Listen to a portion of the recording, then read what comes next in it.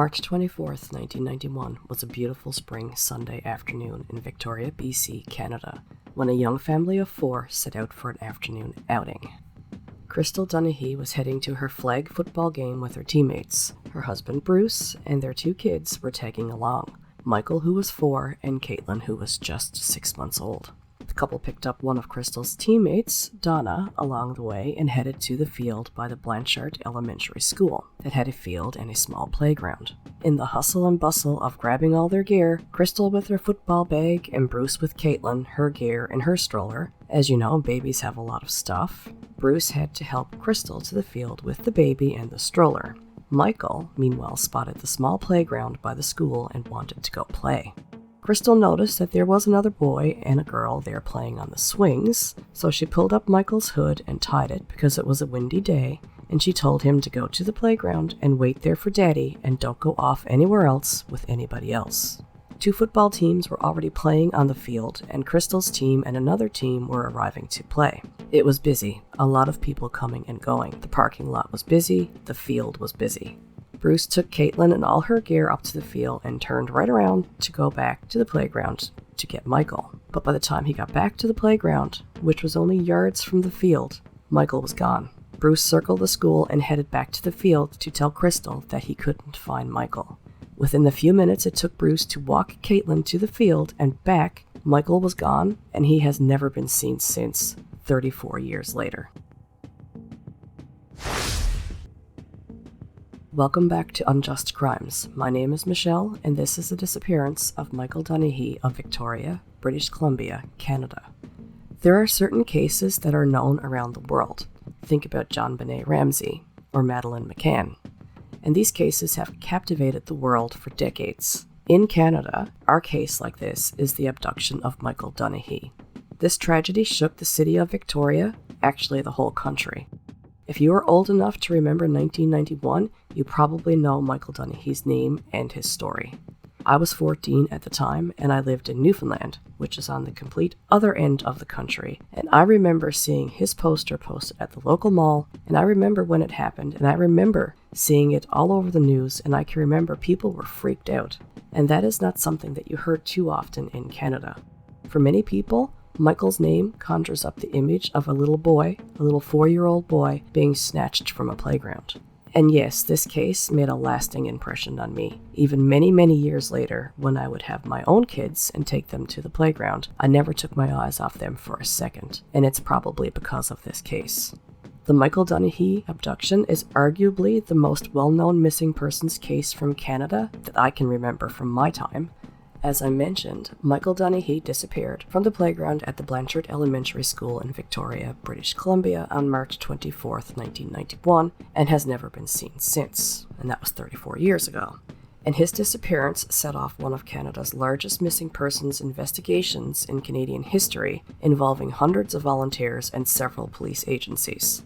So I just want to go over the events of that day in some more detail. So the day started as a regular Sunday for the Dunahee family. Michael had his breakfast and headed out to play in the backyard of the complex that they lived in with his friend across the backyard. Now the complex the family was living in at the time was a 2-bedroom unit in Victoria West, which was a working-class suburb mostly populated by the military and young families.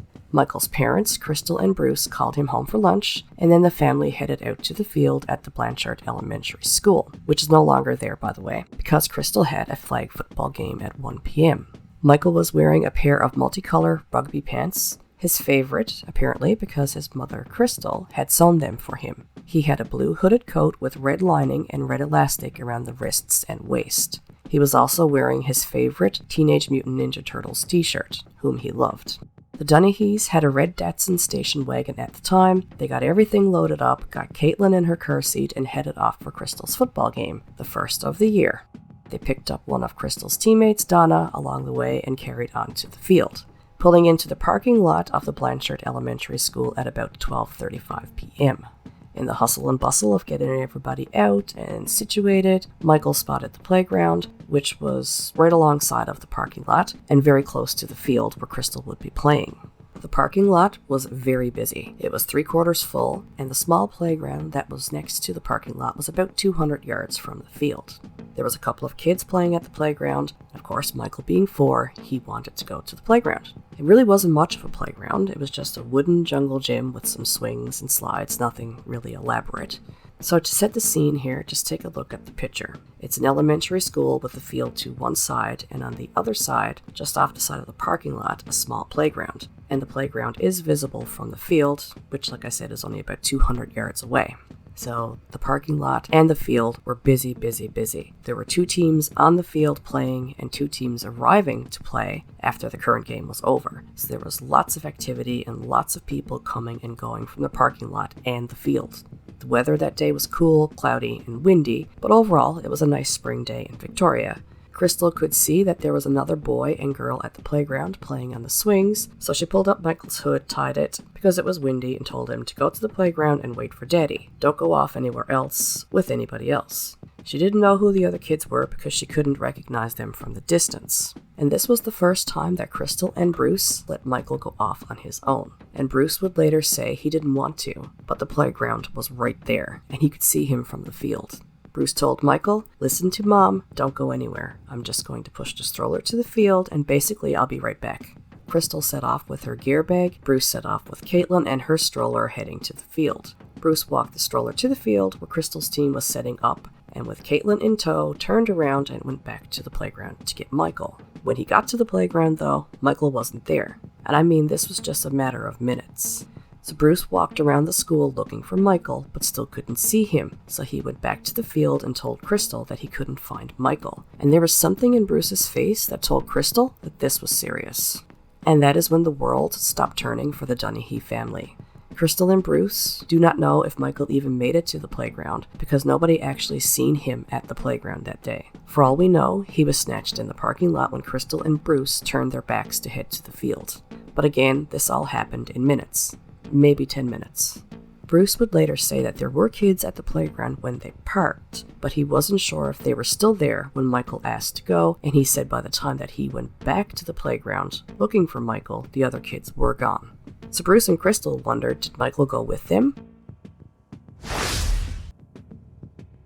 So Crystal's team was arriving and they were getting organized and they were getting ready to start warming up when Bruce came back from the playground to tell Crystal that he couldn't find Michael. Needless to say, chaos set in and everybody instantly dropped what they were doing. Even the game in progress stopped and everyone started looking for Michael in the field, on the school grounds, the playground, everywhere and anywhere that you could imagine that a small child could go. One of Crystal's teammates, who spoke with Laura Palmer of the Island Crime podcast, Missing Michael, said, quote, "I looked at my girlfriend and said, this only happens in the movies." Everyone split up and scoured the neighborhood calling Michael's name, screaming his name actually, and they started going door to door and knocking. Bruce and Crystal realized really quickly that the police needed to be called. Of course, this was before cell phones, so Bruce spotted a man across from the school mowing his lawn and asked to use his phone. The first call to police was made at 1:06. They only got to the parking lot at 12:35. This was all happening pretty fast. The Blanchard School was not far from the Victoria Police Headquarters downtown, so police arrived rather quickly, like within 5 minutes. So the area where Michael vanished was an area that had a low-income housing complex, which was by the school, and there were a lot of kids that were in this complex. And a lot of people searching for Michael wondered if he had taken off with some kids over there. So they hung around hoping at some point someone would realize that this kid is here and send him back or whatever, but that never happened. Still at this point, though, people were thinking that Michael had wandered off somewhere and they were frantically looking everywhere, door to door, in sheds, under porches, in dumpsters, in garbage cans, everywhere and anywhere a small child could fit. But there came a point when this search became even more frantic when people started to recognize that this was getting really serious. When the police arrived, they set up a command post at the community center and started coordinating search efforts, assigning areas to be checked by a growing number of people who were arriving to help scour the community. They all spread out and started searching for Michael. They walked through the neighborhood for hours and hours. Residents of the neighborhood responded with care and concern, and searches were met with no resistance. Police were asking teammates questions, trying to feel out the situation, asking things like, were both of the parents there? Were they the biological parents? Because a lot of times abductions are parental abductions. But once they realized that Bruce and Crystal were the biological parents, then the sense of urgency went up again. And as the search continued into the evening, more and more volunteers joined the search, and posters of Michael were printed and distributed so that people knew who they were looking for. So some people have described the neighborhood where Michael disappeared as a little run down. It was busy, it was an area of low-income families and low-income housing units, it had been an area for drugs and some gang activity. And friends of Crystal's never thought for one second that this was an inside job. And Crystal wondered if Michael took off with kids. She was hoping that he went to one of the kids' houses and the parents might bring him back. But Bruce knew Michael wouldn't wander off because he said Michael was very obedient that way. He had a bad gut feeling. Bruce drove around with the police looking for Michael, and the next thing he knew, a few detectives showed up, and throughout the day, more and more police showed up. It has been said that the city of Victoria, BC was forever changed that day. The abduction of Michael Dunahee stole the city's sense of innocence. The city changed overnight, and children were no longer walking to school. Parents didn't let their children out of their sight. That innocent freedom had gone completely. Michael Dunahee's disappearance became one of the largest police investigations in Canadian history, and to this day, over 11,000 tips have been received by the police. However, despite a $100,000 reward, police still do not have any solid leads in the case to this day, 34 years later. Since Michael disappeared so quickly from a public place, police quickly classified his case as an abduction rather than a missing child case. And all detectives from the Victoria Police Department and surrounding jurisdictions were called in. Within 3 hours, they shut down all the ferries leaving southern Vancouver Island, and Michael's face was splashed across the evening news. Quote, "It was a crazy scene," one woman who was there that day told the National Post. "Everything just stopped and people were calling, 'Michael, Michael.'"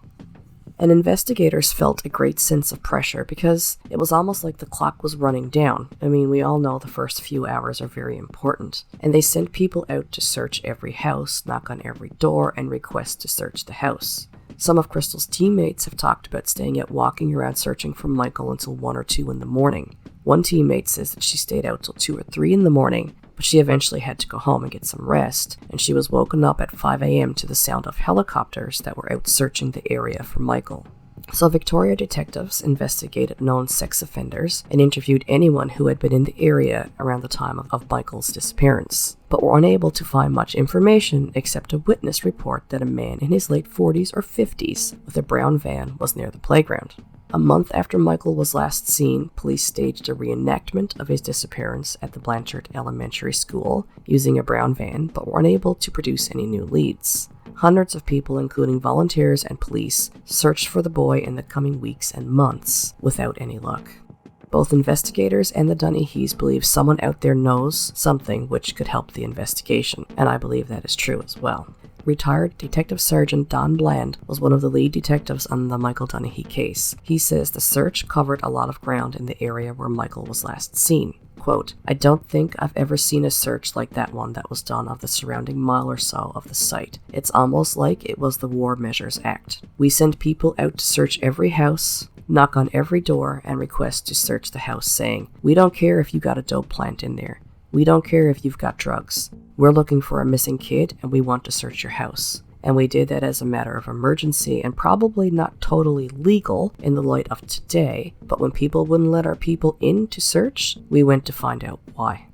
Despite the extensive canvassing of the area, no sign of Michael Dunahee was ever found. Remarkably, Michael Dunahee disappeared from a busy area surrounded by people who knew him without anybody seeing anything. The Dunahee family lived in the Pioneer Co-op housing project, which consisted of row houses. The young family consisted of Crystal and Bruce and their 2 children, Michael, who was 4, and Caitlin, who was just 6 months old. The family was busy and engaged in their community. Both Bruce and Crystal were into sports like football, slow pitch, lacrosse, bowling, and they liked to camp. They had a large family and social network surrounding them. Michael was born on May the 12th, 1986. He attended preschool at the Vic West Y, and he was getting ready to go to Vic West Elementary School for kindergarten that fall. Caitlin was born in the fall of 1990, and Michael, according to his parents, was learning how to become a big brother. He liked to help and do things with Caitlin. He always wanted to push her buggy and be a part of her life. By all accounts, Michael was the light of everyone's lives. He was the couple's first child, he was the first grandchild, and Crystal was the first of her friends to have a child, so Michael was cherished by everyone in his life. One of his aunts recalled the first time she held him, saying to herself, "Oh my God, this is what love means." And Michael was described as having a very easygoing personality. He was always happy and he loved everybody. He was just a regular little boy who liked to play with his friends, play outdoors, and he loved the Teenage Mutant Ninja Turtles. The last Halloween before he was abducted, Michael and his little friend dressed up as the Turtles. His best friend Felicia was Raph and Michael was Mikey. I find myself thinking about my boys when they were that age. Even though it was many years after Michael, they too loved the Teenage Mutant Ninja Turtles. And they too had the Teenage Mutant Ninja Turtle costumes. They were so sweet, so full of energy and wanting to explore and get into mischief. So cute and so innocent, I can't even begin to imagine losing one of them. The memories that I hold of my little boys that the Dunahees didn't get to experience, the memories that were just ripped from them. The Dunahees' life changed in the blink of an eye. A nightmare started and still continues to this day 34 years later.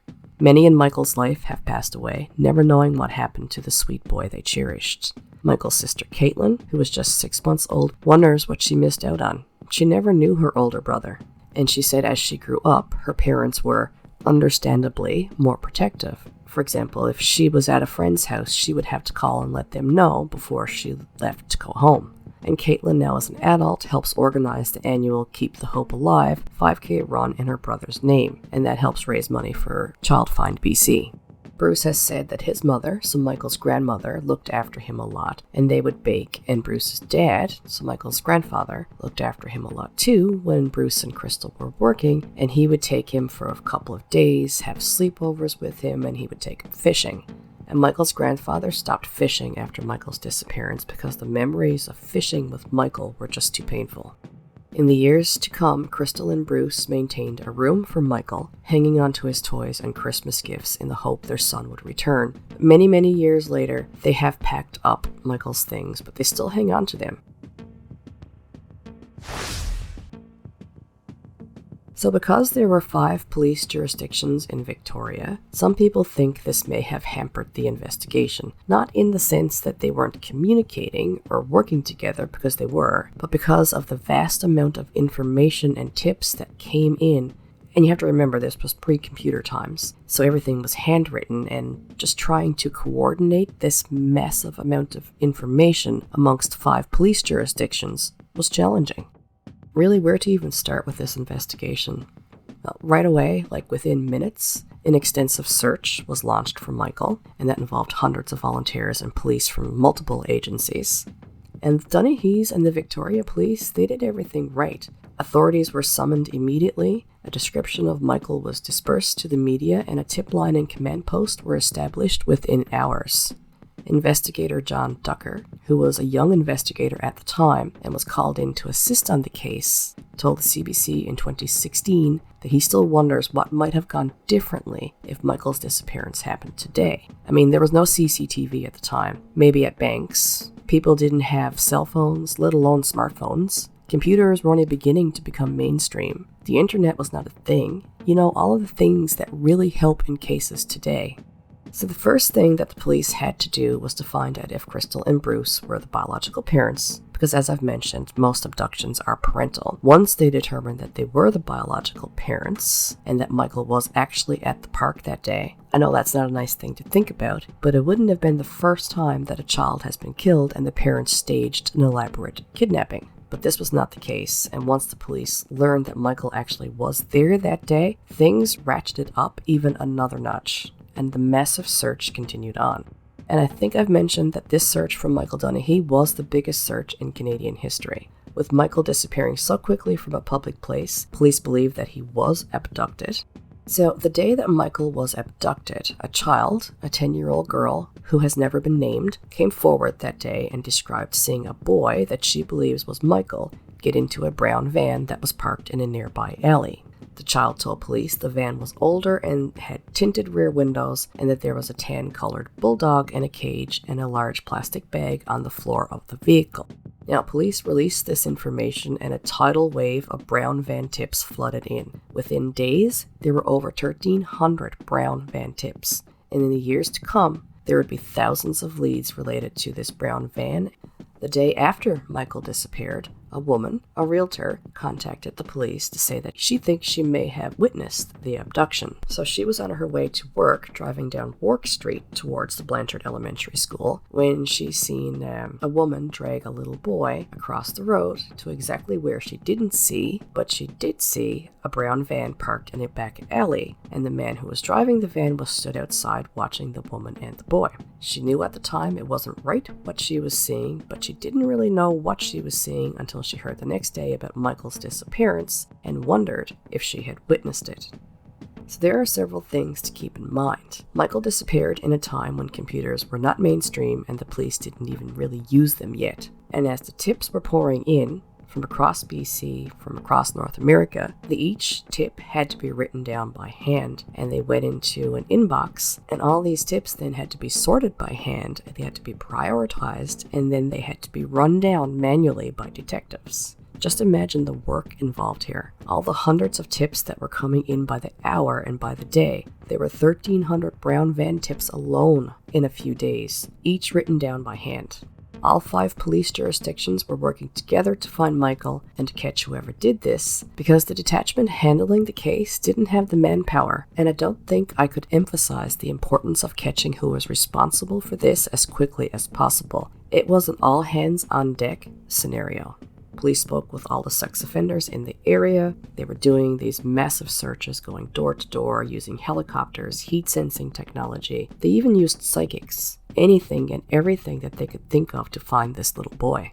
Within 24 hours of the abduction, the Victoria Police consulted with the FBI Behavioral Analysis Unit to get a profile of the person they should be looking for. Retired Victoria Detective John Ducker said, quote, "That was a bit of a shift in the investigation. Before we were just looking at raw tips, Joe Dokes was here at this time and he was acting suspiciously. After, there was quite an interesting change in the scope of the investigation because we described a personality type that was potentially involved. Then we got a lot more interesting tips about other people known in the community, very interesting and potentially viable people in that iteration of the investigation." So the FBI profiled the suspect, or unsub as they call them, and I do have to say that I got this information from the Missing Michael podcast from Island Crime. So the FBI profiled the suspect as someone who was normal looking and didn't stand out, someone who could blend right into everybody else that was in the parking lot that day. They thought he could be married or living with a woman, probably a woman with children, and he would appear to really love children and care for them. He could have also been a loner that loitered around playgrounds. The FBI figured that Michael's abduction was very well planned. He would have had everything else planned, his ruse or con and how to abduct the child, and his excuse if confronted at the time of, and the place that he would take his victim. Michael might not have been the intended victim. More likely, he probably did want a 10 or 12-year-old boy, but it was a busy day at the park and he had a short window of opportunity. The offender took that chance. The victim, Michael, was in the wrong place at the wrong time. And though he may have preferred a 12-year-old boy, for instance, a 4-year-old boy posed less of a threat and was more controllable and easier to handle. The FBI figured that the suspect had practiced luring victims in the past. He may have made previous approaches to children that may not have been reported at the time. He had a suspect of a history of pedophilia, and he likely took a keen interest in the case and took clippings and may have even helped in the search or presented himself as a psychic. He probably knew the area well and was comfortable in the area, and he knew where he was going to take the victim. He may have kept records, like a diary, or he may have even kept an item of clothing. The suspect had a history of recorded sexual offenses, starting with petty stuff like peeping Tom calls that were gradually becoming more severe. He likely had a vehicle that was used in Michael's abduction, and a vehicle that would have given him privacy within, such as a camper or a van with darkened windows. One of the first tips was an alleged sighting from the child, who reported a man in his late 40s in a brown van at the park. Quote, "We did put a lot of resources into the brown van tip. In fact, we did locate a brown van, a number of brown vans, and we eliminated the owners and drivers through interviews." Retired Vic PD Detective Inspector Frank Mills told the CBC in 2016. Quote, "The brown van was a big thing for a while until we could discount it. And police have indeed discounted this tip according to them. But there is a lot more to this, and I'll get more into detail soon, but I am just going to leave that there and come back to that." As with most cases, the family, friends, anyone close to Michael had to be cleared, and then the police worked their way out to neighbors, acquaintances of the parents, friends of his relatives, and so on and so forth. Crystal and Bruce were both cleared by the Victoria Police early on in the investigation. So while they were going on trying to eliminate everyone that was close to Michael, family members, friends, caregivers, neighbors, and working their way out and learning the timeline and relationships of those people and people that they were connected to and trying to weed everybody out, they say that it was tough to say 100% if everybody was completely cleared. Just over a month after Michael's disappearance, the police staged an elaborate reenactment. People came back with their cars, parked exactly where they had parked, and the police went to each person and asked them, what's different now than was on the date of the disappearance. Detective Bland also said, quote, "They had a surveillance satellite in orbit, and we actually tried to get photographs of the crime scene from that satellite. And had the satellite been in the right spot at the time, it could have been very useful. But unfortunately, it wasn't."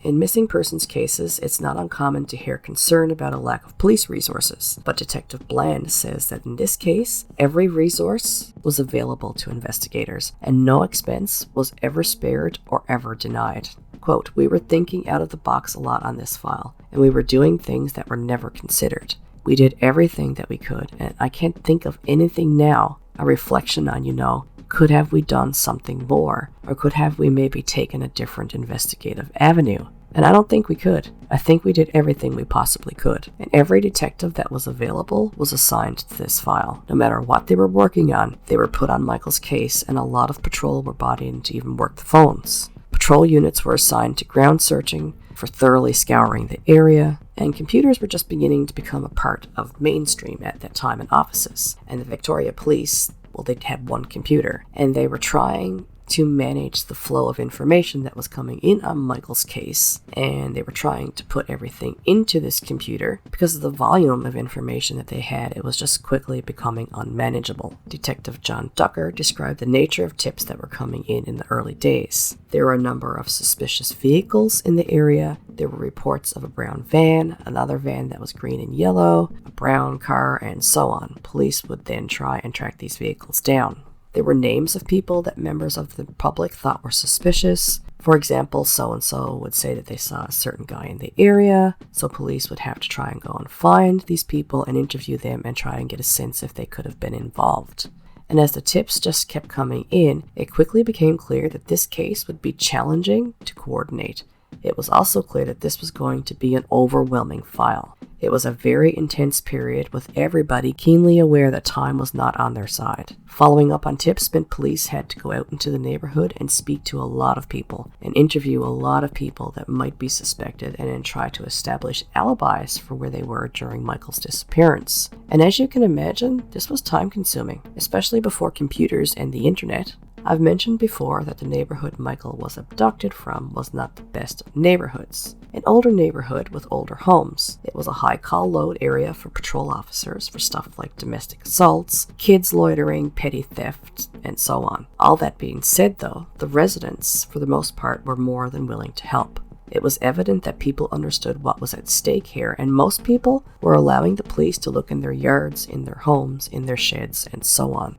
Crystal's football teammates, the Hellcats, were asked to go under hypnosis to try and remember something, anything. So this would be the group of people that were driving into the parking lot right around the time when Michael was abducted. Because something interesting that police have said is that it's possible that Michael may have never made it to the playground. In fact, not one person can remember seeing Michael at the playground that day. So police think it is possible that Michael could have been abducted seconds or within just a few minutes of Crystal and Bruce turning their backs. I don't believe anything came from hypnotizing the girls on Crystal's team.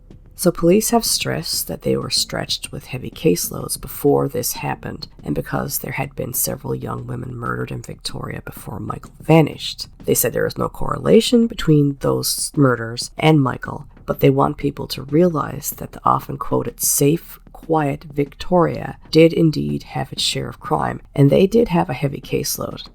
Since 1991, when this tragedy happened, over 100 investigators have worked on Michael's file. There have been thousands and thousands of tips to date, but there's never been anything solid enough for police that would lead them to an arrest. A major hurdle in this investigation was and continues to be the fact that there was no crime scene, no dump site, no forensics, nothing besides an area that Michael was seen in.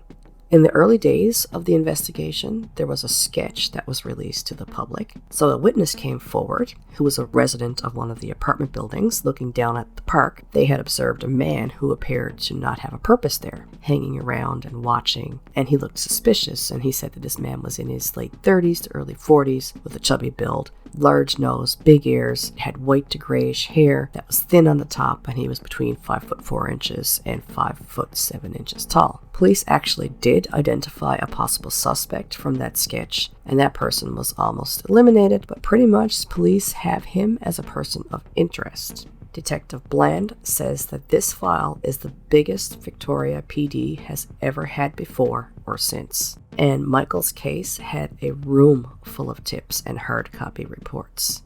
So Michael's story spread fast and was featured on America's Most Wanted, which resulted in a reported sighting of Michael in New Jersey.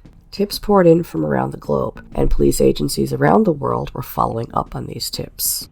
So while the police were out searching the neighborhood, they were also setting traps hoping that the person responsible for taking Michael would show up to help search. Reportedly, they tried a lot of things to try and flush this person out, because oftentimes the person responsible for this type of crime will get themselves involved in the investigation, such as volunteer as a search member or come to public information meetings put off by the police, and police use this knowledge to try and force this person out into the open. They of course didn't give any details on how they tried to flush this person out, but they said that all the volunteers were looked into, their backgrounds and so on, to see if they could determine if they were actually there out of the goodness of their heart or otherwise. Eventually, the search for Michael expanded outside of the area and was sometimes even guided by unconventional tips like psychics. They even dug up a place and dragged a lake based on psychic information. Despite all of the work, Detective Bland does not feel like he got close to nailing a suspect. He says he has other unresolved cases where he thinks he knows who did it, but he has nobody on this case like that. So retired Detective John Ducker said, quote, "There's two things I always think about. One is that there's going to be that phone call. There's going to be that discussion that joins two tracks together and the light bulb will go off and there'll be a lead. And the other thing I think about is that who's ever involved may have a change of mind, or more particularly, a change of heart, and make that call, or write the letter, or leave it in a will, or something bizarre like that. And that will open up the pathway to find out what happened. So I believe Michael is still around, and I'll never give up that belief until it's proven otherwise." Despite all the efforts taken by detectives, inevitably the case eventually went cold. But police have always been very adamant in saying that this case has always been active and ongoing.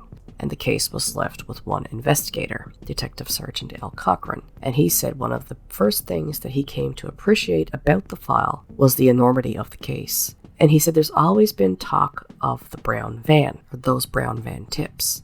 He says once police initially put out in the early days that they were looking for a brown van, they got lots of tips about a brown van that was spotted in the area. Detective Cochran said that one of the hardest things for the investigation was that there was no crime scene. There was a crime area, but no scene where the police could go and collect evidence. There was nothing specific to start from, so the police had no choice but to rely on witness accounts. So there was that child who claimed to see a brown van in an alley and a boy who looked like Michael getting into it. There was also the report from a realtor who thought that she may have witnessed the abduction and that she had also seen a brown van parked in an alley.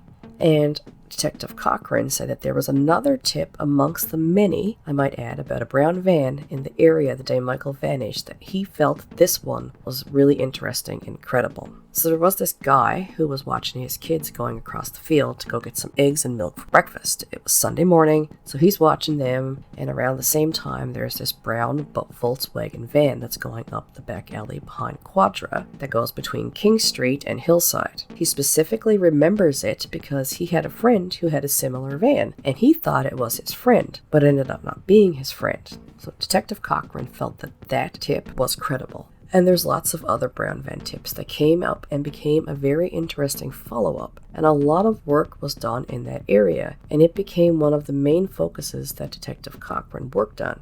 He said himself that he was able to identify 4 tips that needed a lot more investigation, and the brown van tip ended up being one of them. A brown van becomes one of the main focuses that Detective Cochran works on, as he believes it needs a lot more investigation. He said the brown van tip was taken very seriously and was very thoroughly investigated, but eventually it was deemed that the child's account of the van was not credible.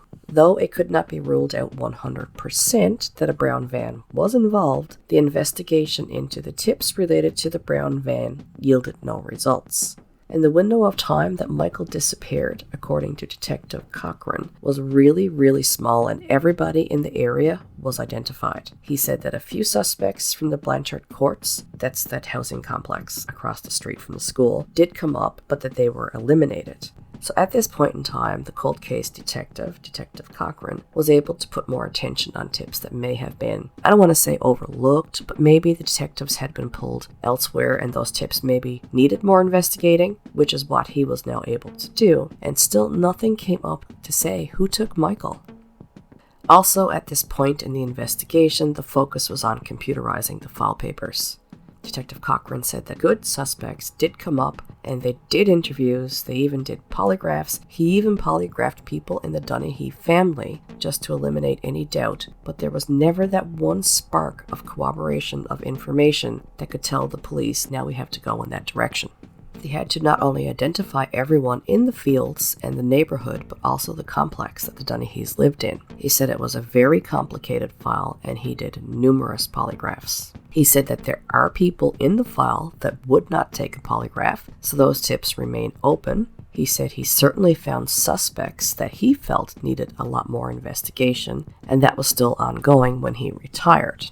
So while he was working on this case, a tip came in that when they were building condos on the other side of the road nearby the Blanchard School, that maybe Michael had crawled down there, and these cold case investigators used ground-penetrating ultrasound on the underground garage to see if that could have possibly been overlooked. They were getting lots of tips coming in that Michael was still alive, and during this time, Detective Cochran was able to say through investigation that none of them turned out to be Michael. He couldn't say out of the thousands of files that were there, he couldn't say every one wasn't Michael, but says that's still a possible outcome. He has said that somebody out there has to know something, and at some point, whatever is stopping them from coming forward is going to break down. Detective Cochran had Dr. Don Castaldi, a clinical psychologist with a specialization in forensics, who conducted a lot of training with police departments around conducting polygraphs and interviews with sexual predators. Take a look at this case after attending one of his training sessions. So Dr. Castaldi said that despite the massive amount of information, there remains little in the sense of physical and behavioral evidence. And without this, the greatest link to the offender ends up being the victimology profile. So Michael was only 4, so then his parents also become the center of the profile, because they are his avenue to seeing other people. So then he suggested police needed to look at people in the parents' lives too, as well as people who look after Michael and their connections and who they associate with. He believes that grooming should be looked at. If it is possible that someone could have been grooming Michael, it could have been, for example, someone in the complex or someone who visited the complex, maybe a friend of someone at the complex where Michael lived.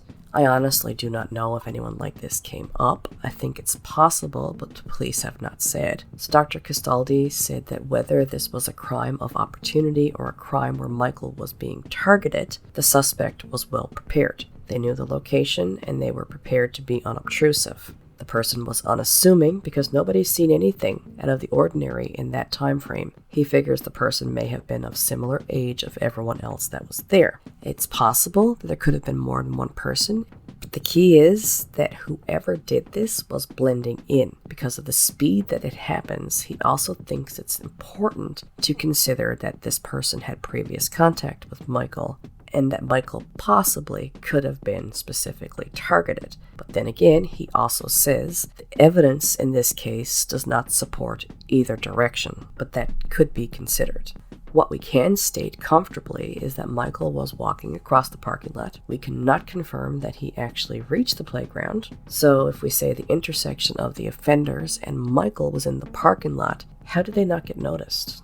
So Dr. Castaldi said that some predators, even if the child is not what they typically go for, they can sometimes get to a point where they will attack a child because of accessibility. Since nothing stands out to anyone, he thinks that they have to consider the possibility that the offender was known to Michael because he would have been agreeable to leave the setting with this person or persons. Dr. Castaldi was struck by how well prepared Michael's abduction would have had to have been. They were so prepared that even with the amount of canvassing that happened, they had 50 plus volunteers assisting, teammates, other teams, people that know Michael too, mind you, not just strangers, and the media coverage that was involved all lends to the idea that Michael was extracted from an area greater than 30 miles kind of thing. Because the amount of people involved in this search and the area that was covered, it is really remarkable that there was no identification even in the days following this of seeing Michael or someone somewhere or having conversations with someone thereafter. Throughout the years, there have been some reported sightings of Michael, but to date, none of them have turned out to be him. In 2006, reports of a young man who physically resembled Michael and was living in the interior of BC. However, the man was confirmed by DNA testing not to be Michael. In 2011, police were notified of a man living in Chase, BC, who looked like Michael, but DNA testing also confirmed that he was not. And that's just two that I have seen reported. Apparently, this type of thing has happened a lot over the years, but in each case, the person turns out not to be Michael.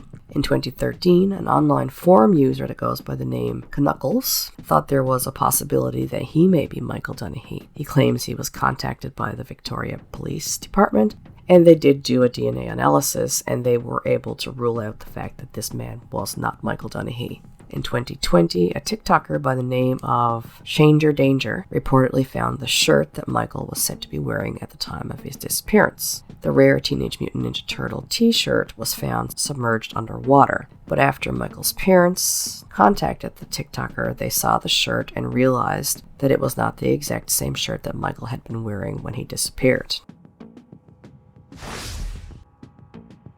Detective Sergeant Al Cochran retired in 2013, and a new cold case detective took over the Michael Dunahee file, Detective Sergeant Michelle Robertson. She has said that they estimated that if she was to sit down and read Michael's file to get up to speed, it would take her 5 to 7 years. That's the amount of information that is in the Michael Dunahee file, and the size of this case is one of its challenges. She also says that Michael's case is one with not one scrap of forensic evidence, and the file is still one of investigating tips from the public. There was no physical evidence, and there was no behavioral evidence of anybody, so then victimology becomes very important. Going back and looking at the victim, his family, and trying to ascertain a timeline for the 24 hours before, trying to figure out where could they have had contact with someone. And I do not know if anything ever came from that. As far as I can gather, police do not think it's someone that is close to Michael or even a bit further out in his contact circles, say like a neighbor or a friend of a neighbor. But they honestly don't say much, so I have no idea if they do have any suspects that were somewhat close to him. That is not the impression that I get. The impression that I get is that police feel that it was a stranger abduction, but I also do not know who they have as suspects or persons of interest, so.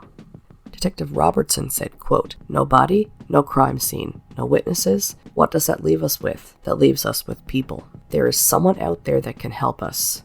Without a clear crime scene, evidence collected that day has yet to prove helpful. Because, they had collected evidence from that day, but nothing that has ever been able to move this investigation forward. Detective Robertson said, quote, "So here's the challenge. Michael was seen leaving his car, and we are presuming that he was grabbed from the parking lot before he made it to the playground or at the playground. That person would have had to been interchangeable with everybody else that was there to do that, and it's a very high-risk situation. Is there a possibility that Michael was lured away from the immediate area? Is it possible that Michael wandered away from the immediate area? We simply do not know. So we don't know where the crime scene is. To pick everything up from a 3-block radius would be problematic, so they picked up what they could, understanding they did what they could at the time. But I don't think you have any direction with that. There was a lot of people there. One game ending, one game starting. So there's people getting their kids and leaving, and people with kids arriving, so it's the perfect moment to blend in. She believes 2 things solve cold cases: changes in technology and changes in relationships. With this one, technology might not make much of a difference because they have no evidence to test. They do now, though, have Michael's DNA profile from an item of his, and the best that this case can hope for in the technology department is that Michael takes an at-home DNA test and finds out who he really is and not who he thinks he is. And on that front, investigators are now focused on uploading Michael's DNA to international databases as well as Ancestry.com and GEDmatch.com. If Michael has grown up as the assumed child of people who abducted him, the idea is that he could find the truth if he ever decides to investigate his family tree. Quote, "If Michael was to go search for his ancestry, the connection would be made," said Crystal, Michael's mother. Detective Robertson says changes in relationships, such as, people that may have been involved, who may have known something, and those people coming forward, finally, is probably what's going to take to solve this case. Detective Robertson says that police have looked at the year before Michael's abduction to see about other parental abductions where the parents maybe were unsuccessful or they got caught, and this child might have been similar to Michael, thinking that maybe Michael could have been like a replacement scenario. And they looked at other attempted abductions, and she said that a lot of tips have come in. A lot of people have reported attempted abductions of themselves even as children. So at the time that Michael vanished, BC had 1,200 convicted sex offenders, but investigators were able to narrow down to the immediate area where Michael vanished from and had 30, and they were all thoroughly investigated. Were any of them cleared? I have no idea. And Detective Robertson says that another major problem in Michael's case is that there are too many suspects, and the challenge for her, there's nothing to take any of them to the end. That has to be so annoying, to be like this close, but just can't nail them. Victoria police confirmed that they have searched for Michael's image online, looking at things like Operation Cathedral, which is a British-led police operation that broke up a major international internet child pornography ring. Michael's abductor could be a pedophile who has never been convicted of any crime, and police refer to these individuals as people who may have skated on charges time and time again. And if Michael Dunahee was taken by a pedophile who has never been charged, they believe it is conceivable that there is someone in that specific community who knows something. Over 11,000 tips are logged into what's known as the Michael Dunahee portal, a custom-built Victoria police database. Detective Robinson confirmed that there have been searches in recent years. She did not say where, of course. And she has discussed the brown van tip from the child witness, saying that the credibility of the child witness information was soon called into question in the early days, and, quote, "It was learned that it was likely untrue, that it was made up because children want to help." And she bases this on the fact that police have done subsequent interviews with this child witness and even follow-up as an adult. Although Detective Robertson believes the child's information about the brown van wasn't credible, she did stop short of dismissing the significance of the brown van altogether. Quote, "I'm not saying there wasn't a brown van. There could have been one. That's the tricky part. If you say, oh no, hang on guys, we believe that there wasn't true, are you now inhibiting people from coming forward with information? It's tricky." When mysterious human remains are found in the Victoria area, one of the first acts of the police is usually to verify to the public that they are not Michael's. And many detectives who have worked on this case over the years say it has stuck with them. I would imagine it would. Retired Detective John Ducker, who was one of the officers to work the case from the beginning, has said that he, quote, has come to believe that Michael was taken by a person or persons without a criminal or police record and totally unknown in this community. They then disappeared from here forever, a 1 in a million opportunity. And he said that not a week goes by that he doesn't think about what happened. And that is pretty much where the case stands 34 years later. We still do not know who was responsible for abducting Michael. We still do not know what happened to Michael, despite this investigation being one of the biggest, if not the biggest investigation in Canadian history. We know the investigation is still active and ongoing. We know that some really good suspects have come up over the decades, but police have never been able to find that missing link that could just tell them, like, okay, now we know who did this. Detective Robertson thinks that the suspect is already on their radar, and retired Detective Al Cochran thinks so too. He says some people fall through the cracks and always seem to skate on the fringe. In 2021, police released a hand-generated forensic age-progressed rendering of Michael. How do you even begin to go on after something like this? But somehow you have to. The Dunahees had no choice but to carry on because they had Caitlin, a 6-month-old baby, that needed them to take care of her. And I've read different reports saying that she is probably what kept Crystal and Bruce going. I can see that. She would have forced them to continue because they had no choice but to get up and take care of her. Not only Caitlin, but the Dunahees had to find their son. And I have to say that the Dunahees have done everything possible to keep Michael's story alive in the hopes of finding him someday. Crystal has said that they had, and still have, a tremendous amount of support from their community. And the friends and family of the Dunahees have said that Bruce had a really rough time for the first few years, because he blamed himself. Crystal has said that even though she knows it was part of the investigation for the police to question them, because they had to rule out the family, she found it hard, and she always knew that there was no one in their family or close friends who could have done this. Time ticked on. Michael was supposed to start kindergarten the following September, but of course he wasn't there. The family eventually moved to a house they bought. They did a room up for Michael with all of his things, and they kept that room like that for many years. They even had Christmas gifts for him each year. But eventually the family did pack up his room and all his stuff, but they kept it. Crystal actually became very involved in helping other families avoid this happening to them, and she became a strong advocate for missing children's issues in British Columbia and served as the president of Child Find BC. In 2002, she lent her voice to support the Royal Canadian Mounted Police in calls to introduce an Amber Alert system in the province, as she believed that her son would have been found if such a program had existed in 1991. Every year, the family holds an annual charity event called the Michael Dunahee Keep the Hope Alive run to raise money for Child Find, and this event is organized by Michael's sister Caitlin. This event is actually a fixture in the community. And Crystal and Bruce have dedicated their lives to keeping Michael's story alive. They have appeared on Oprah, Geraldo, and America's Most Wanted. There is a book called Vanished, the Michael Dunahee story, and every anniversary there is fresh coverage and local and national news.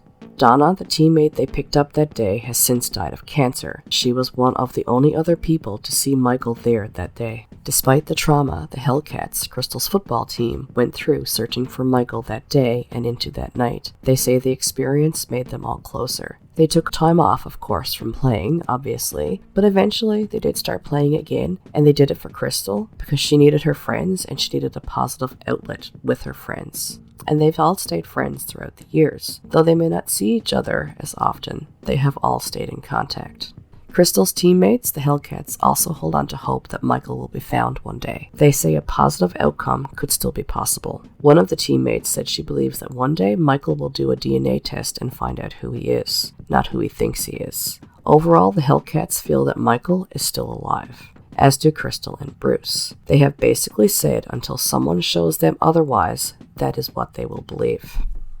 Bruce's sister Karen had said that Bruce couldn't even go to his parents' house for a long time after Michael disappeared. Before Michael disappeared, the family used to have family dinners, but after Michael vanished, the dinners stopped. Karen also said to her mother Barb, who was Michael's grandmother, talked about Michael and the disappearance all of the time. Her mother always thought Michael would come home, but she did die, never knowing what happened to him.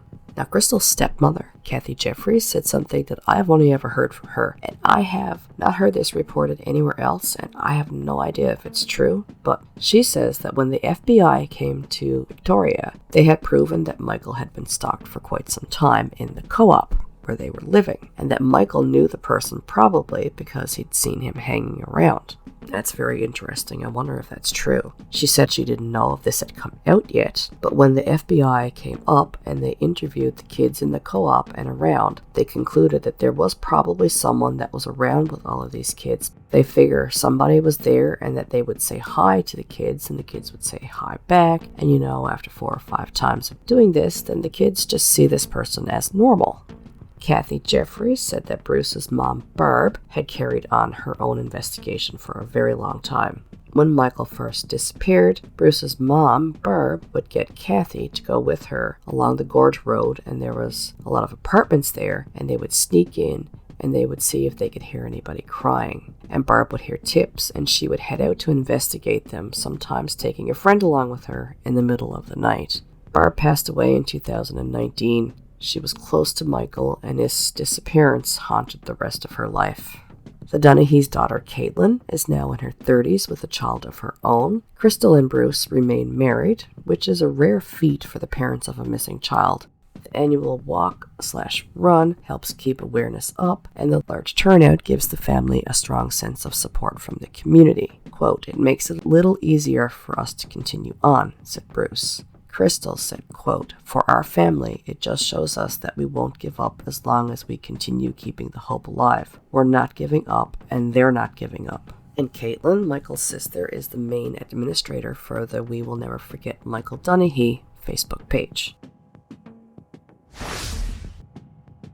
Well, I don't think there are many theories in this case other than abduction. I believe the 2 main theories are that Michael was abducted by a pedophile, or that Michael was abducted by someone who took him and raised him. That being said, there is a slim possibility that Michael did wander off, got lost or hurt or whatever, and died there, and his body has never been found, but I feel pretty confident in saying that I do not think that is what most people believe happened to him. The area where he disappeared had been scoured numerous times using a variety of techniques, so I do not think that the possibility that Michael is still there somewhere, it's not likely. But of course, there's always a small chance.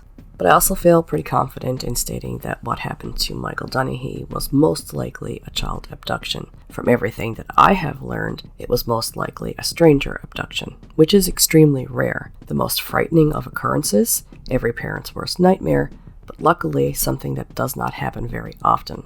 So I guess when you talk about theories related to Michael, they probably pertain more to about what happened to him after he was abducted. According to Valerie Green, the author of Vanished, the Michael Dunahee story, there are 3 persistent theories in this case. Quote, 1 is that Michael was taken and murdered by a sex offender. 2, he was abducted and raised by a woman or a couple who couldn't have kids.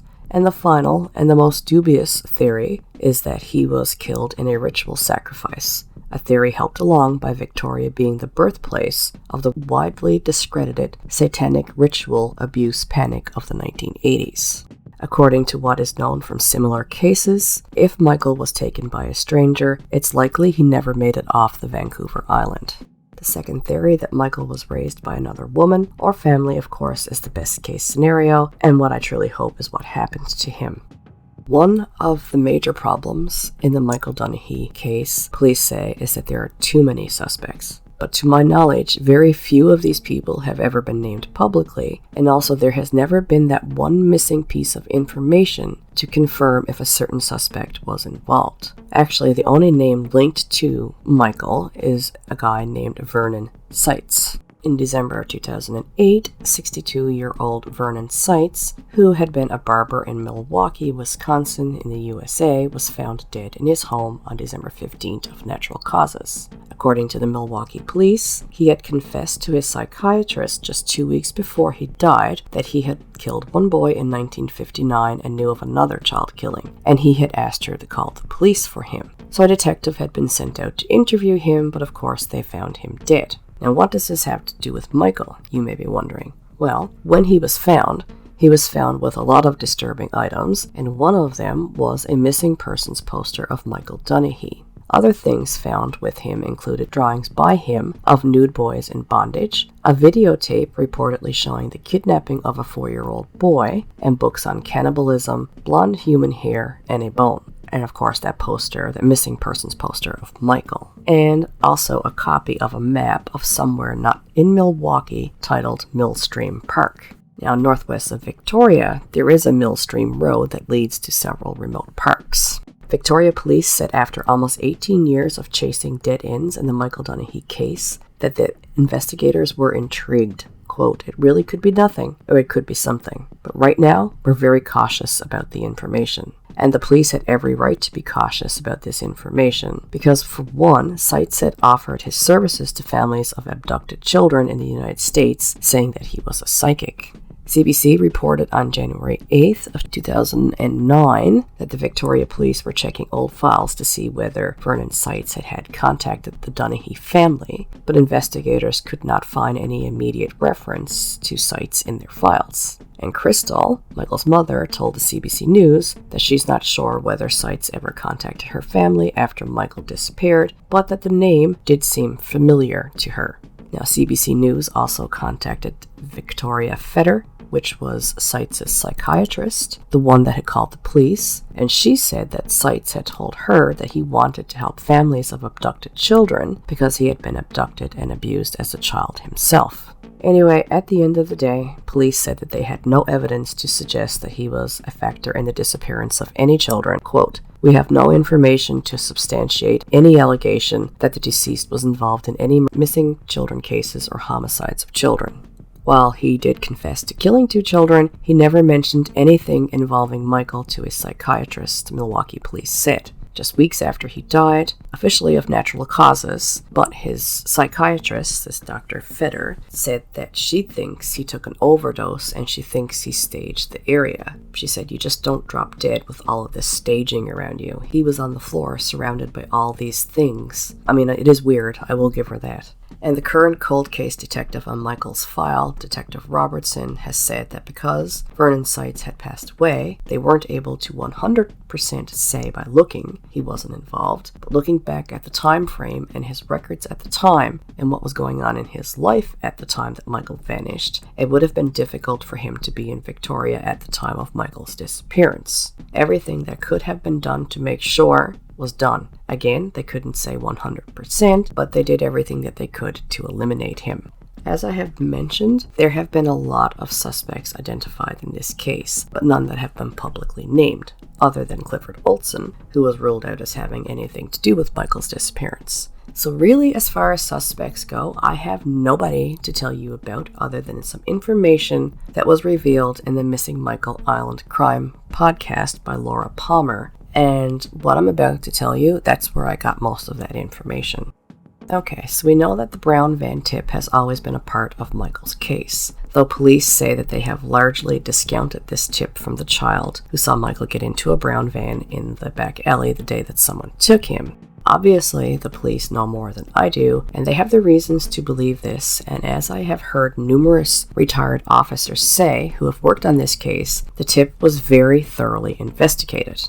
Okay, but I feel like to talk about Michael's story, there's some information that came out in the Island Crime Missing Michael podcast I feel like that needs to be included in his story. Whether or not that actually means anything, I'm not entirely sure, but it's information that I find pretty hard to ignore. So the child who said that they saw Michael get into a brown van was not the only person who saw the brown van. In newspaper accounts from that time, police sources say that other children, too, witnessed the brown van parked in a nearby alley, and one other child had also placed Michael near this vehicle. As well, another tip that came in about a brown van was a woman, a realtor, named Norma, who was on her way to work the day that Michael was abducted. So she said that she was driving down Wark Street, heading towards the Blanchard Elementary School. She's a ways back from the school, but she sees in the distance 2 kids running across the front lawn. There's a little boy in front, and right behind him there's another kid. She thinks to herself, I better watch them, because you never know what kids are going to do. So she's paying attention to these kids, and just in case they don't dart out in front of her car or whatever. And as she's getting closer, she sees the kid at the back dive at the little kid and grab his legs and pull him down. The kid at the back, a little girl, she thought, tackled the boy, and he went down hard. Then the person who took him down reached up on her hands and stared at Norma, and she thought to herself, Norma, what are you doing? I wonder what's going on here. I guess it just didn't feel right to her. It didn't look right. So she stopped purposely to see what they were doing. Anyway, this girl gets up and grabs the little boy by the arm and marches him across the street in front of Norma's car. And she was close enough, this girl that had the little boy, that Norma could see the freckles on her face. She said she was Native or Métis. Now, those are Norma's words, not mine. And she realized that this was no child. This was a woman. She got a good look at the boy, too, who had blonde hair, blue eyes, and he was being pulled. She wondered if something was going on, and she looked at him, and he had on these bright-colored pants, blues, yellows, and reds, and the woman that had him crossed over the street, walking down King Street. She didn't think the child looked like the woman's. The woman had dark hair and was darker-skinned, and the boy was fair-skinned with blonde hair. Norma then looked over into a back alley, and there was this van parked there, and the guy was standing outside holding his driver's side door open and looking at the situation with the woman and the child. The side door on the other side of the van was open, and there was a brown-colored blanket hanging out of the van. The woman and the child kept walking down the road, and there was one car, a dark green car, and she thought, okay, well, I guess they're getting into that car. But she was curious. She couldn't understand why that van was there and why he was watching what they were doing. She saw in her rearview mirror the man from the van standing in the middle of the road, standing with another dark-skinned man, a black man, in the center of the road, and she wondered, why are they doing that? So anyway, she decided that she was going to pull into her parking lot on the other side of the road where her real estate office was, and if they were still hanging around on that road, then she was going to phone the police. But by the time she pulled into her parking lot, they were all gone. This was not the first time, though, that Norma had seen this brown van. In fact, she had seen that van and taken notice of it for a different reason. She'd seen the same van the Friday before at 4:30 p.m. when she was coming down the same road and he was parked in the same spot. She was caught in a traffic light, and he was in this van leaning forward, looking out the window with a big grin on his face, and she was there also leaning forward. I'm not sure if the she mentioned was the woman that had crossed over in front of her car with the little boy. She wasn't very clear on that part, so I'm not sure. But Norma wondered, what the heck are they looking at? So she caught their view, and over across the road was a little play area for kids, like a park. And she wondered, why are you looking at those kids? Then the light changed and everybody went on, but the van stayed there. Anyway, the next day after Michael disappeared, so the Monday, Norma went to work and everybody was talking about the abduction, and she believed what she witnessed could have been related to it. So she called the police for the first time that night, but said in the podcast that she didn't feel like her story was taken seriously. But later, 2 officers did come to see her at her office. Anyway, as it turns out, the police did hypnotize Norma to help her remember the license plate number of the van. She told them that the van was a light cream and a little darker cream on the bottom. It was old, had no windows. She couldn't see the back, so she doesn't know if there were doors, and she could only see half of the license plate, which was the 120, and the other half was bent underneath the van. So she said that the girl that tackled the little boy was close to 30, maybe 25 to 30, no older, and she was only about 5'2". She wasn't skinny, but she wasn't fat. She had dark hair, and it had a little touch of gold, like auburn, in it, and she was sort of a pretty woman. Now, the man that she had seen, she was more unclear on. She said that he had light-colored hair, curly hair, but looked more like a perm. He was tall, 6 feet 2 inches, and he was slender, and he had a long face, a long body, and was closer to 40. Now, retired Detective Al Cochran confirmed in the podcast that he and a partner had interviewed Norma and that he believed that she sincerely felt like she had witnessed Michael's abduction, and he said they certainly took her tip very seriously. Another tip that came in that Detective L. Cochran felt was very credible and stands out in his memory was the one that came from the man who lived nearby that was watching his kids cross the field, and he seen this brown van driving down the back alley. And he specifically remembered it because he had a friend who had a very similar van, and he thought it was his friend, but it ended up being his friend. And this man knew the year just by how the van looked. So even though police would come to believe that the child's account of Michael getting into a brown van wasn't credible, she wasn't the only one who had witnessed a brown van that day, and I guess that is why the brown van tip was investigated so intensely, because it very well could have been a brown van involved. That's not all about a brown van though. In September of 1989, just 18 months before Michael Dunahee was abducted, a man in a brown van was observed trying to lure a 3-year-old boy into his van, and he was using McDonald's toys to lure him. And this happened to be seen by a woman by the name of Bev Morrison, who stepped in, and her and this man had words. He was pissed and told her basically to mind her own business. The police were called. An officer assigned to traffic had arrived, but before he got there, the man had fled, and there was no sign of the brown van. Anyway, the officer carries on with his duties, and no further work is done on this file at the time. But the woman has made note of the van's license plate number, and dispatch records the name of the man, the child's mother, and Bev Morrison. How likely is it, considering how rare stranger abductions are, that a failed attempted abduction and an actual abduction happened in virtually the same spot within a year and a half of each other? Police say that prior to a successful abduction, there will most likely be failed attempts. Now, Laura Palmer of Island Crime finds out who she believes is the man with the brown van and his partner. Though she never names them in her podcast, she does lay out a lot of things that will make you go, Now, I know police discount the brown van, more or less. Other than saying they do not think the child who first reported the brown van was not credible, they haven't really said much else. They have said that they have investigated this very thoroughly, and though they do not want to entirely discount the brown van tip, they do not believe that it holds much merit. And that could very well be true, but I think it's important to go over some of the main tips that came in about this brown van and what some retired detectives have said about it. Now, the police will not comment on this man who owned the brown van at the time that Michael was abducted or his partner. They say because it is an ongoing investigation, and Laura Palmer notes in her podcast that the police have been willing to tell her with other specific people if they have been ruled out or not, but not in this case.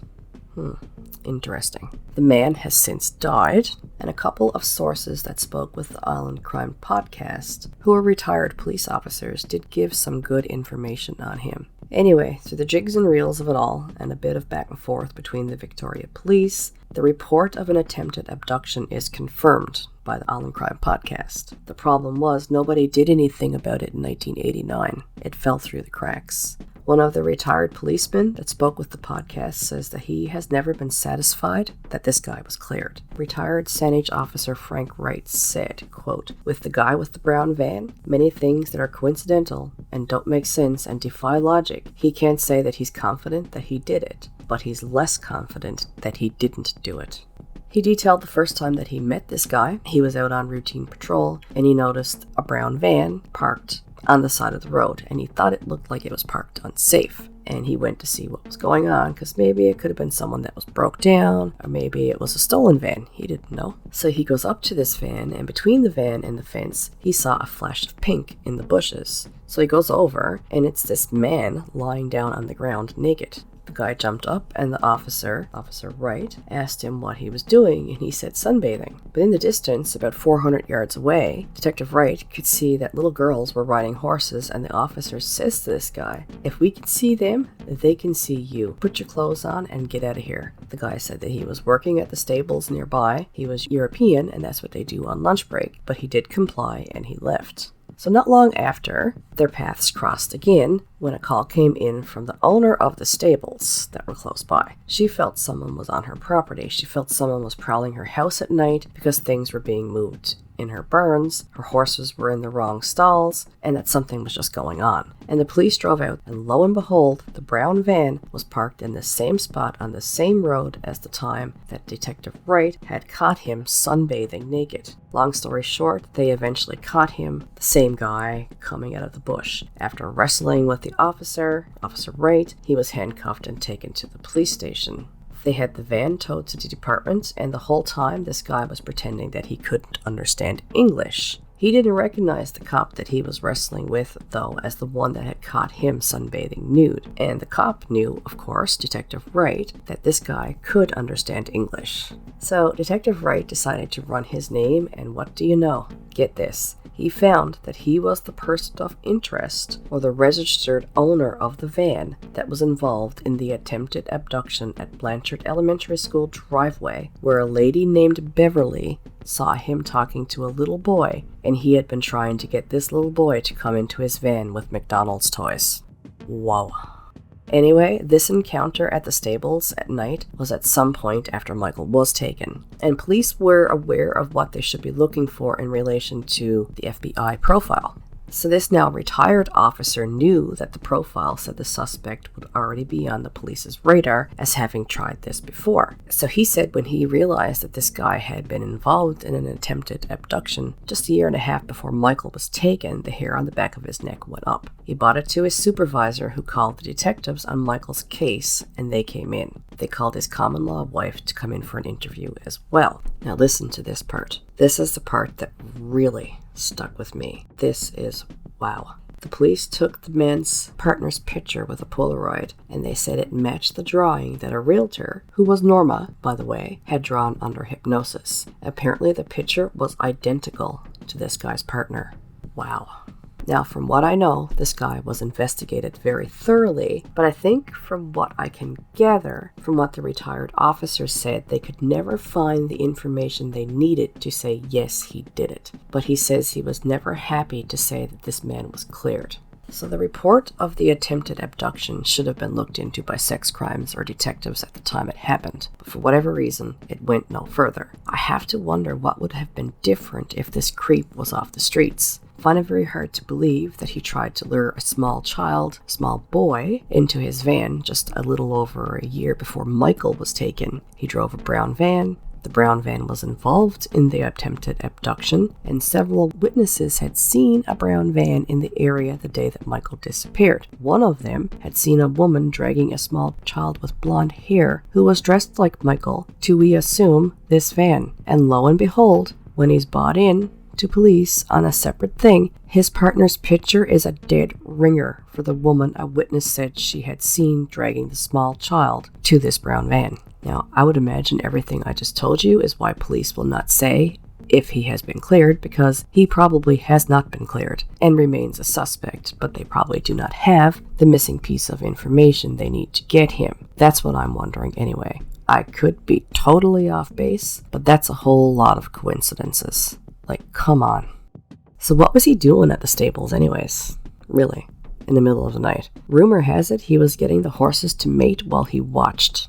Reportedly, local prostitutes knew him and described him as odd, and that he was on a so-called bad trick list. He was also the focus of allegations involving the abuse of other children. One was a relative, another was a neighbor. In the case of the relative, supposedly this was reported to police, but I do not know what, if anything, was done. And the other incident involving the neighbor would only come to light years later when the victim reported it to police, but they did not follow through with charges. So retired detective Frank Wright was wondering if this guy was involved in Michael's abduction. And while the search was going on for Michael, he and some fellow colleagues decided to do a search of their own of this guy. They decided to go walk the area on the side of the road where the guy with the brown van was known to park, and it's near where he once worked at the stables. Anyways, he felt this area should be grid searched because it could have been where he took Michael. Now, I do not know if this grid search ever happened. Detective Wright then talks about out the Victoria Police Strike Force, who were plainclothes cops that followed this guy and surveyed him, so they did actually investigate him pretty thoroughly. They wanted to get a sense of him, and there was this one time that he had gone to a drugstore by a school, and a cop told the other ones involved, just by watching this guy, do not let this man out of your sight around those kids. Detective Wright says that he was taken so seriously, the guy with the brown van, during this review that they found the brown van somewhere in Ontario. The Victoria Police bought it back and had the crime lab go all over it, but nothing came up. Apparently, the Victoria Police are still in possession of this van to this day. I don't know what year this was, but there's been a lot of advances in technology and forensics in the years since this, so maybe they need to relook at that van. Detective Wright feels that his partner would have had to know something, and he says the sketch that Norma drew was almost like Norma was looking at her and drawing her. It was her spitting image, and Norma had seen this woman dragging a child from the park the day that Michael disappeared. So this guy with the brown van is reportedly Polish with a Yugoslavian background. He was born in Yugoslavia, and his parents had immigrated to Canada. His partner has a daughter, who, by the way, wants absolutely nothing to do with her mother or this man. The man had worked at the stables where he was trespassing. By the time of the podcast, the stable owner had passed away, and apparently the stable owner had told someone she knew that she thought that this guy may have been involved in Michael's disappearance. She too described him. Apparently she went to the police back then because it was bothering her. She had 2 old wells on her property and was worried that Michael's remains could have been hidden there. She told the police, who sent out a psychic to check out the property, and apparently they said nothing was there. Now that strikes me odd. Why wouldn't the police send out a search team? Maybe they did, I don't know, but I haven't seen that reported. I would imagine if this guy was thoroughly looked into, they must have, right? It was the FBI and Victoria Police's belief that whoever took Michael would have known the area well, and this guy had lived in the area as far back as 1974. So he knew the area well. So there is a report made to the police in late 1990 that there was a man at a Christmas party that was being held at the Cultural Center in Victoria. And the man was presumed to be a caretaker, and he was caught leading a little boy out of the party, out of the building. He was prevented from leaving, but when he was questioned, he claimed to be giving the boy a tour. Someone thought it was important enough, though, to call it into the police. Though the convention center has no record of the guy with the brown van working there, it is included in a police report on him. So many red flags. Now, all that I just told you comes from the Island Crime Podcast, and I really don't like to include so much information from just one source, but I have not seen this information anywhere else, and I really felt it was important information to include. And I really do hope that police are looking into some of the things that have come up in this podcast. As much as I don't want this creep to be the one that took Michael, I think there are just a few too many coincidences. Now, the daughter of this man's partner wouldn't speak to the podcast, but I hope police can get her to talk because she could know something. She might not even realize that she knows it. The abduction of Michael Dunahee is the most confounding missing children's case in Canadian history. Michael left his parents' car to head to the playground that was right alongside the parking lot. Nobody knows if he ever made it. Quote, "The police don't think he made it to the playground. Somewhere between our car and the playground, something happened," said Michael's mother, Crystal. For all we know, Michael Dunahee was snatched from the crowded parking lot the moment his parents turned their backs, in broad daylight, and nobody saw a thing. 34 years later, that's about all investigators know. How did someone take Michael from an extremely busy parking lot or playground in broad daylight and nobody saw anything? Organized or not, it's amazing that this could actually happen. And why wasn't there another child abduction after Michael? Why does it seem that this abduction may have been a one-off? Now, authorities say that the suspect could have been mobile and may have reoffended in a different jurisdiction, and the cases just may not have been connected. They also say it's possible that the suspect found other ways to satisfy their needs, or that their needs evolved over time. The extreme attention this case got could have also played a factor. Perhaps they changed victims, knowing such a young child would bring just way too much attention. Perhaps they did reoffend, but got lucky and skated through life with no charges. It could be that they were immediately incarcerated after this happened. It could be that they died after. It could be that they killed themselves after.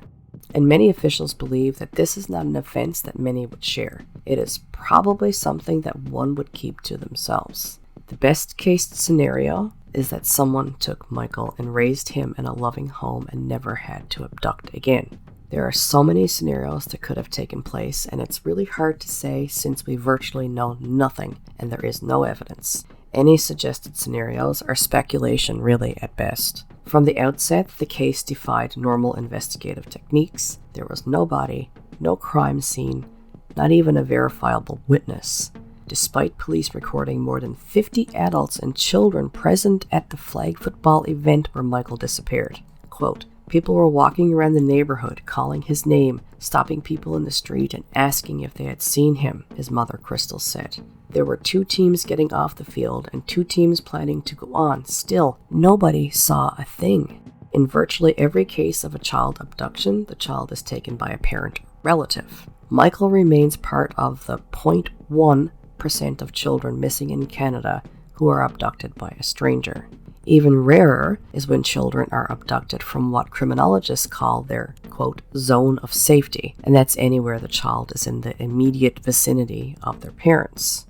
Terrifyingly, experts say that in around 75% of all murder abductions, the child is believed to be dead within 3 to 6 hours of the abduction. In March 2011, Michael Dunahee's mother, Crystal, told CBC, quote, someone somewhere knows something. They say they haven't given up hope. He may be found one day, and we are calling on anyone with information about what happened to come forward. We hope for that one tip from somebody that knows what happened. We want that person to come forward and tell us so that we can put an end to this chapter in our life and move on. Quote, I wouldn't wish this on anybody, said Bruce Dunahee. I believe someone took him. For whatever reason, we don't know. We just want our son back. Bruce says there are definitely 1 or 2 people out there that know what happened. They're the people they want to come forward so they can find out what happened to their son and get him back. Quote, I don't know how we get by, said Michael's mother, Crystal. It's just a matter of instinct. You don't give up. You continue going forward until you have the right answer. Through all the years, Crystal and Bruce have kept the hope alive for Michael. They believe he is alive somewhere. Bruce has said that he's picturing Michael knocking on his front door someday saying he's home, and until they show them something, they're going to keep that hope going. This case is not closed. It remains open, though it is obviously a very cold case by now. There is still a $100,000 reward for information on Michael's whereabouts, and the goal is to bring Michael home and answers to Crystal and Bruce Dunahee about their beloved son. 3 decades have yielded almost nothing about his fate and the circumstances of his disappearance, but the case continues to obsess those connected to it for the simple reason that any number of outcomes remain conceivably possible. Michael Dunahee could be alive and well under a false name, or his bones could be resting in a shallow grave untouched. Quote, I just remember seeing Crystal talking with him, and then he went to the park. I didn't see him actually go there. I just know he did, former Hellcat Kathy Brown recalled. Today, Brown is one of the only people besides the Dunahees who say they saw Michael that day. The day Michael vanished was the day that Victoria, BC lost its innocence.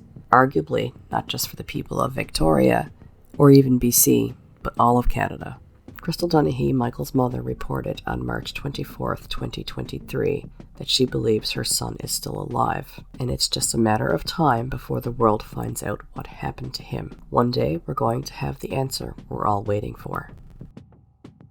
If you have any information on the disappearance of Michael Dunahee, you can contact the Vic PD's dedicated Michael Dunahee tip line at 1-250-995-7444. Thank you for all the support. It truly is appreciated. It still surprises me that anybody would want to support Unjust Crimes. But for anybody that would like to do that and help support the podcast, I have added a PayPal link to my YouTube page. And again, it is truly appreciated. These stories do take a lot of time to put together. You can follow Unjust Crimes on Facebook and Instagram, and I will put those links in the description to this video. Please do give this video a thumbs up and subscribe to my channel. And until next time, thank you for your time and stay safe out there.